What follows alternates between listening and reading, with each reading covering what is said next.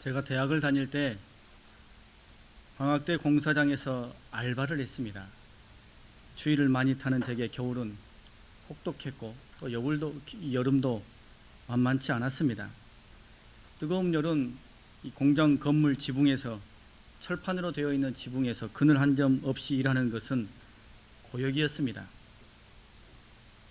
그렇게 두 번의 겨울방학과 한 번의 여름방학을 공사장에서 일을 했습니다. 그때 같이 일을 했던 친구가 있습니다. 같이 일을 시작을 했는데 이 친구는 2, 3일 일하고는 공사장 3층에서 2층으로 떨어져 다쳤습니다. 크게 다친 것은 아니었습니다만 결국 한 달 내내 일을 하지 못하고 쉬게 되었습니다. 그렇게 한 달이 가고 월급을 받는 날이 되었습니다. 제가 받는 월급에다가 위로금까지 더해서 그 친구에게 주는 것입니다. 나는 힘들게 일하고 그 친구는 며칠 치료받고는 한 달 내내 집에서 쉬었는데 말은 못하고 속이 좀 상했습니다. 그런데 여러분, 돈의 가치는 다르죠. 그 친구는 금방 써버렸습니다. 그런데 저는 그 돈을 쓸 수가 없었습니다. 고생해서 번 돈, 값진 돈이니 소중해서 그 돈을 차마 쓰지를 못했습니다. 땀 흘려서 번 돈이니 귀한 돈이지요. 그래서 그 돈을 꼭꼭 보관해 놨다가 나중에 아주 요긴하게 쓴 기억이 있습니다. 그때 깨달았습니다. 땀 흘리고 이를 악물고 수고해서 얻은 것은 매우 소중하다는 것을, 그것은 사랑할 수밖에 없다는 것을. 그전에는 교과서에서나 읽는 내용이었습니다만 몸으로 깊이 체득한 거죠. 여러분, 하나님께서는 당신의 백성들을 주목하고 집중해서 보고 계십니다. 우리들을 보시면서 어떤 마음이 드시겠습니까? 아마도 어떤 때는 내가 이런 백성을 위해서 이렇게까지 해야 되나? 라는 안타까운 마음이 드시기도 할 것입니다. 하나님께서 당신의 백성들을 위하여 베풀어 주시고 행하시고 참고 인내하신 것에 비한다면 당신의 백성들이 보여주는 모습은 너무나 미미하고 또 하나님의 기대에 미치지 못하기 때문입니다. 아주 가끔 바울이나 베드로나 아브라함이나 모세와 같은 하나님의 기대에 부응하는 인물들이 나타나기는 합니다만 거의 대부분의 사람들은 그렇지 못하기 때문이죠. 우리도 그렇지 않습니까? 그러나 여러분, 하나님께서는 당신의 백성들을 매우 소중하게 생각하십니다. 매우 값지게 생각하십니다. 왜 그러겠습니까? 하나님께서 우리를 당신의 백성 삼으시기 위하여 만세 전부터 계획을 가지시고 섭리로 그 일을 이루어가지 않으셨습니까? 그리고 그 정점이 예수님을 내어주심으로 우리를 사셨기 때문입니다. 그렇게 값진 것이기 때문에, 그렇게 귀한 것이기 때문에 우리를 하나님께서 소중하게 여기시고 우리를 뜨겁게 사랑하시는 것입니다. 우리가 우리 자녀를 사랑하는 것, 우리가 내 인생을 사랑하는 것, 우리가 나에게 소중하게 생각하는 것을 값지게 품고 있는 것, 이것과는 비교할 수 없을 만큼 하나님은 우리를 오늘 사랑하시고 우리를 귀하게 여기신다라는 사실입니다. 당신의 백성들이 조금이라도 더 성장하고 조금이라도 더 변화를 보여주면 하나님은 감격해 하시며 매우 대견스러워 하십니다. 우리 자녀들이 조금씩 자라가며 변화의 모습을 보여줄 때 부모가 기뻐하며 대견스러워하며 그 사랑으로 끌어안는 것, 그것과 마찬가지이죠. 여러분, 우리에게 하나님이 계신다는 사실을 잊지 마십시오. 때때로 내가 풀이 죽고 내 삶에 낙심될 때 여러분, 하나님이 나에게 계신다는 사실을 꼭 기억하십시오. 하나님이 나를 사랑하시고 나를 소중하게 다루신다는 것을 여러분 꼭 마음에 담으시고 거기에서부터 다시금 힘을 얻으실 수 있기를 바랍니다. 오늘 우리가 살아가는 세상, 우리는 몸도 마음도 많이 지쳐 있습니다. 지칠 대로 지친 삶 속에서 힘들어하고 또 괴로워하는 사람들이 많습니다. 삶은 너무나 버겁고 일은 뜻대로 되지 않고 주변 사람들은 나에게서 점점 멀어져만 가고 앞날은 전혀 보이지 않는 시대가 오늘 우리의 현실이죠. 두렵고 두려운 일입니다. 오늘 말씀 속에 이스라엘도 지칠 대로 지쳐 있습니다. 이 이스라엘 백성들, 그들은 깊은 절망 속에서 그리고 기약 없는 낙심 속에서 지쳐 있습니다. 그들이 바벨론 포로에서 해방을 받아 예루살렘으로 돌아올 때 그들의 마음속에는 기대감과 또 감격으로 가득 차 있었습니다. 70년 만에 고향으로 돌아오며 다시 예루살렘을 일으켜 세울 그런 기대감이 그들의 삶을 이끌었습니다. 예루살렘에 돌아와 보았을 때 역시나 예루살렘은 황폐했습니다. 성전도 성벽도 성문도 다 사라지고 없었습니다. 어디까지가 예루살렘 성이고 어디까지가 성 밖이었는지 구분할 수도 잘 없었습니다. 가옥은 다 파괴되어 사람이 살 수 있는 곳이 못 되었습니다. 하지만 여러분, 그들은 의욕적으로 그 일을 감당해 갔습니다. 최선을 다했습니다. 하나님을 바라보며 하나님 뜻 안에서 성전과 성벽을 재건하기 위해 힘쓰고 애를 썼습니다. 그들이 얼마나 애를 썼던지 낮에는 열심히 일을 하고 밤에는 창을 들고 자신들이 세워놓은 그것을 지켰습니다. 밤잠을 자지 못하며 그 일을 이루어갔지요. 그들의 마음속에는 하나님의 일을 이루어간다는 꿈과 비전과 사명감이 그리고 자긍심이 그들의 마음속에 가득 차 있었습니다. 주변의 어려움과 역경은 많았습니다만 그러나 그들은 하나님의 땅, 은혜의 땅을 재건한다는 기쁨과 행복이 있었습니다. 그런데 불행하게도 주변의 이민족들과 사마리아의 악의적인 고소, 즉 유다 민족들이 성전을 다시 세우고 성벽을 다시 건축한 것을 통해 반역을 일으키려고 한다라는 이 악의적인 고소로 말미암아 바벨론 왕이 성전 공사를 중단시키고 맙니다.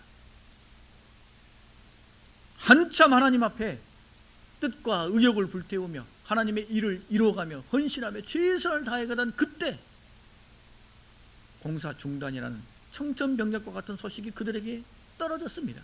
그리고 16년 동안이나 이 성전 공사가 중단되고 맙니다. 16년 동안 말입니다.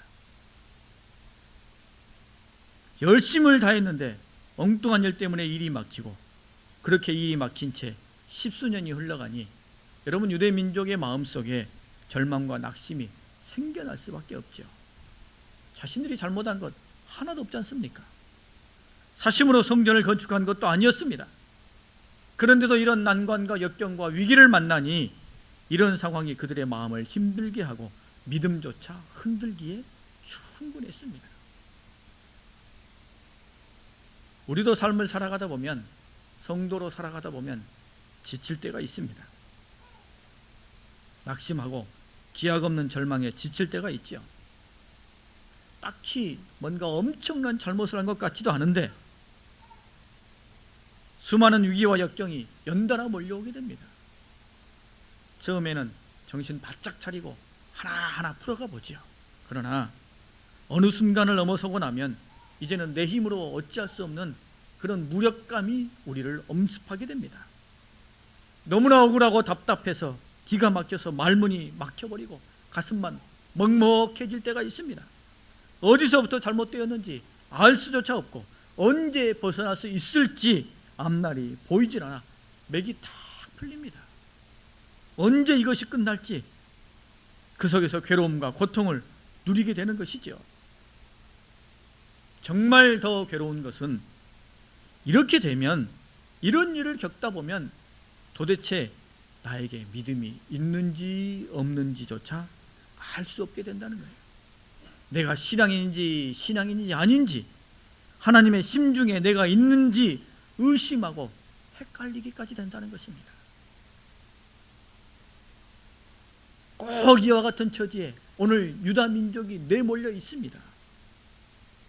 그 유다 민족에게 하나님께서 선지자 스가랴를 통하여 약속을 주십니다. 약속의 말씀을 던져주셔요. 첫 번째는 풍성하고 한량없는 회복을 약속해 주십니다.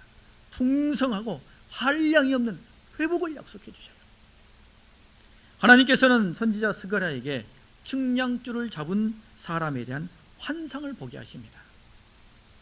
스가랴가 그 사람을 보고는 그 사람에게 어디로 무엇을 하러 가느냐라고 묻자 다음과 같이 답을 합니다. 2절 말씀에 예루살렘을 측량하여 그 너비와 길이를 보고자 하노라 라고 답을 합니다. 예루살렘을 측량하러 간다. 여러분, 지금 예루살렘은 성벽도 없고 성문도 없어 안과 밖이 구분되지도 않는 그런 상황입니다. 그런데 선지자 스가랴에게 측량줄을 가지고 예루살렘 성벽의 너비와 길이를 측량하러 간다 라고 말하는 것은 어떤 의미겠습니까? 예루살렘이 회복될 것이라는 의미입니다. 여러분, 사람들이 건물을 짓기 위해서 제일 먼저 하는 일이 뭐예요? 측량이지요. 길이와 또 너비를 재는 일입니다. 여기서부터 모든 것이 시작되는 거지요. 지금 성전 건축이 중단되어서 16년이 흘러왔는데 오늘 이 스가랴 선지자에게 하나님께서 측량줄을 든 천사를 보게 하십니다. 16년 동안 유다 민족들이 낙심하며 언제 시작할 수 있습니까? 언제 다시 할 수 있습니까? 그런 답답함 속에 있을 때 선지자로서 그들에게 하나님의 뜻을 말씀하여 주고 하나님의 섭리와 계획이 이와 같아 알려줘야 하는데 그 사명을 감당하지 못하고 있었던 이 스가랴의 심적인 고통 얼마나 컸겠습니까? 그런 스가랴에게 하나님께서 측량줄을 잡고 있는 천사를 보여주신 거예요. 감격스럽고 놀라운 일이죠. 그 속에서 희망과 소망을 발견할 수밖에 없습니다. 정말 힘들고 어려울 때 하나님께서 우리에게 아무런 마음의 감동을 주시지 않을 때 그것이 더 힘듭니다. 그 어떤 하나님의 뜻도 분별하지 못할 때 더욱 힘이 듭니다. 지금 당장 뭔가 엄청난 일이 일어나지는 않는다 해도 내 마음에 만족스럽지는 못한다 할지라도 말씀을 읽으면 그 속에서 위로를 발견하게 되고 찬송하면 마음이 다시 다잡히고 기도하면 심령이 후련해지고 다시 소망이 생기는 그런 은혜가 우리 가운데 반드시 있어야 한다는 것입니다. 이런 은혜가 없으면 고난과 역경의 자리를 견뎌내기가 쉽지 않습니다. 하나님이 우리를 향해 무작정 인내하며 견뎌라 라고 말씀하시면 우리는 절망하며 낙심하며 지칠 대로 지칠 수밖에 없게 되는 것입니다. 여러분, 오늘 눈앞에 어떤 것이 구체적으로 이루어지지는 않는다 할지라도 당장 우리 손에 잡히는 것이 없다 할지라도 우리에게 하나님께서 당신의 뜻을 보여주시며 우리 마음에 감동을 주신다면 우리는 그곳으로부터 먼저 감사할 줄 알아야 됩니다. 그 속에서 소망과 힘을 잃지 않아야 하는 것입니다.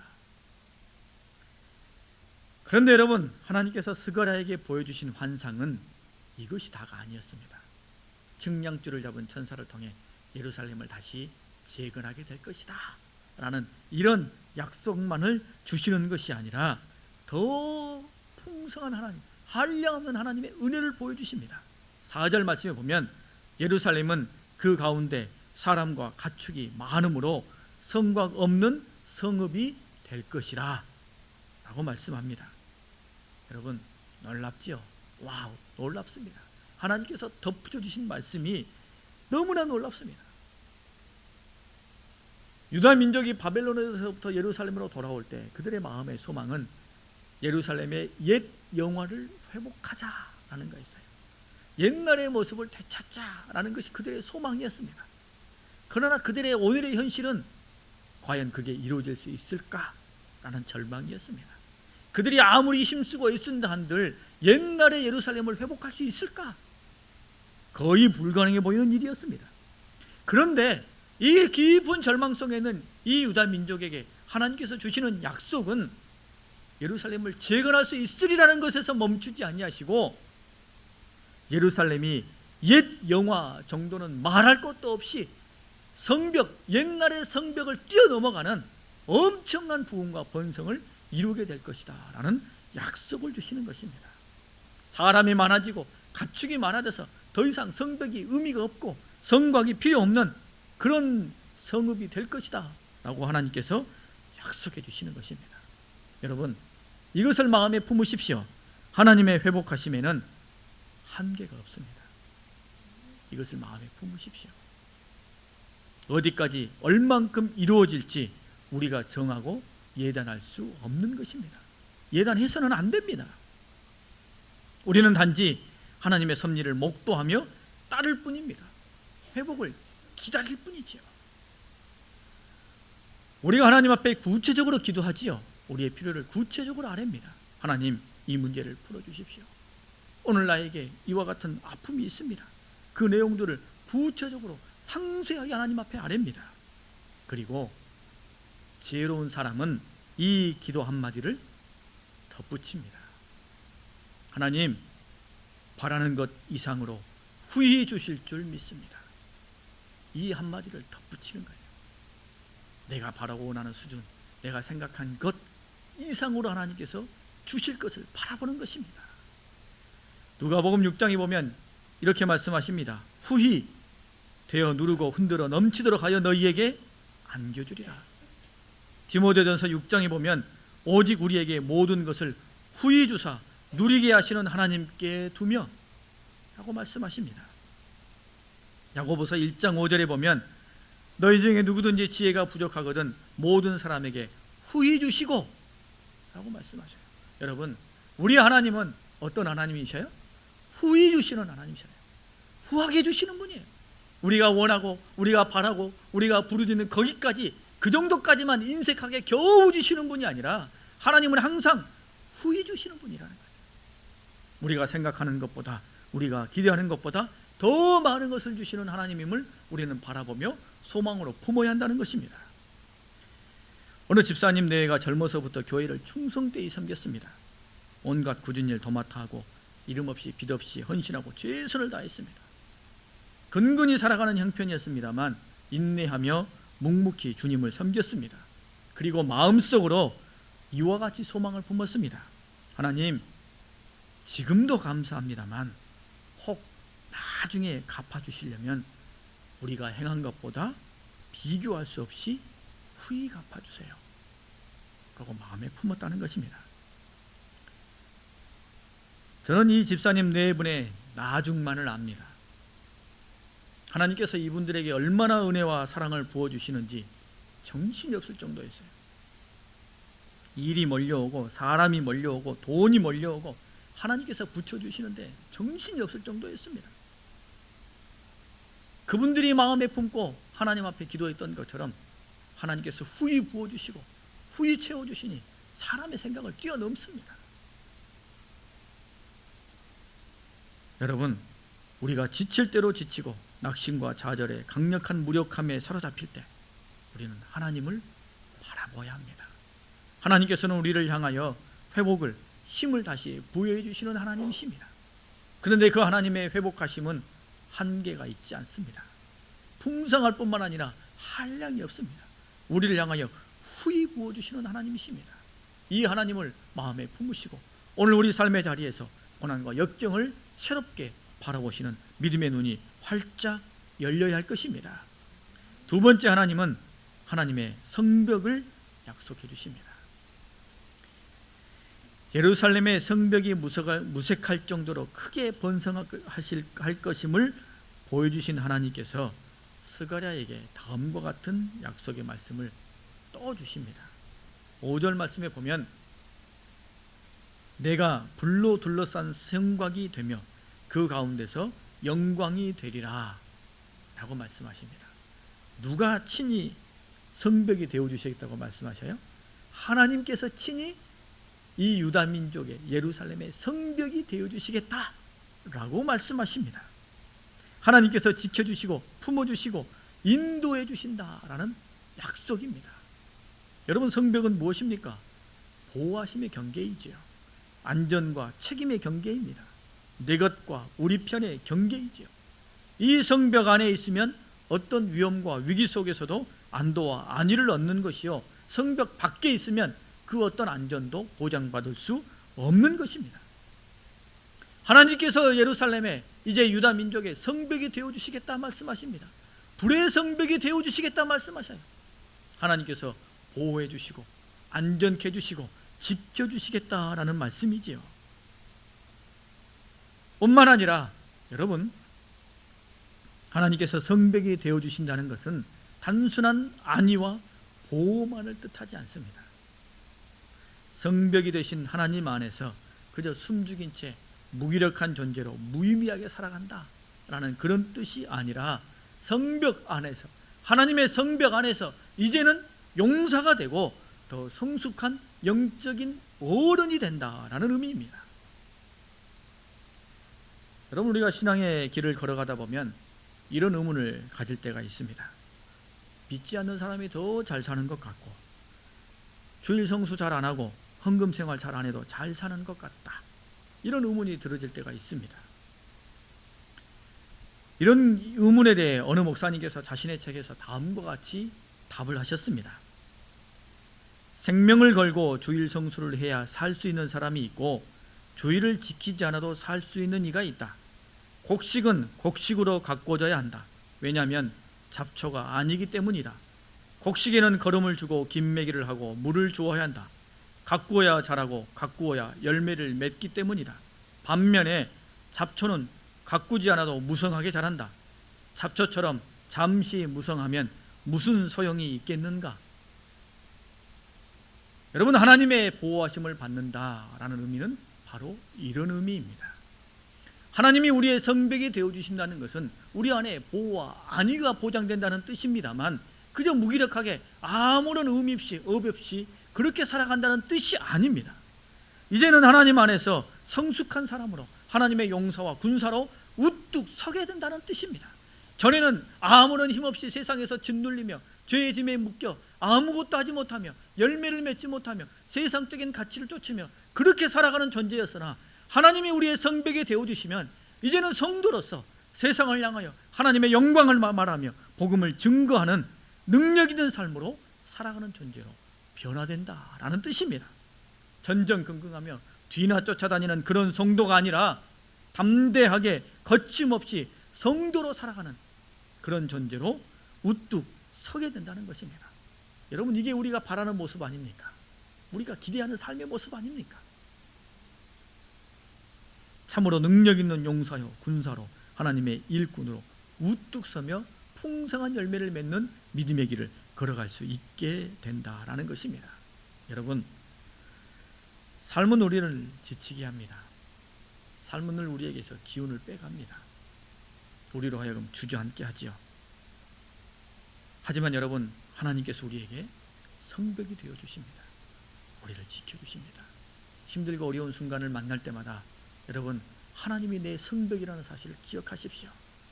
그 안에서 나는 참된 보호와 안위함을 받을 뿐만 아니라 하나님이 나를 훈련시키시고 연단시키셔서 하나님의 위대한 용사로, 하나님의 뜻을 이루는 하나님의 일꾼으로 우리를 세워간다는 것을 여러분 기억하십시오.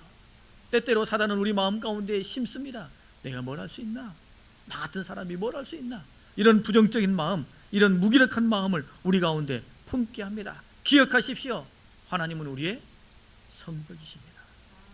하나님께서는 우리를 훈련하시며 우리를 이끌어내 주십니다. 여러분, 오늘 또 삶은 우리를 막막하게 합니다만 하나님께서 우리를 가장 소중하게 여기십니다. 가장 귀하게 여기셔요. 값지게 얻은 존재이니, 값지게 삼은 당신의 백성이니 우리를 귀하게 여기십니다. 그래서 우리에게 한량없는 풍성한 은혜를 후하게 부어주십니다. 기다리십시오. 기다리십시오. 하나님께서 부어주실 것입니다. 하나님이 우리의 성벽이 되어주십니다. 그 안에서 우리는 하나님의 섭리 안에서 보호와 또 위로를 얻게 될 뿐만 아니라 하나님의 위대한 용사로 하나님의 일을 감당해가며 풍성한 열매를 맺는 복된 존재로 살아가게 될 것입니다. 찬송하고 기도하겠습니다.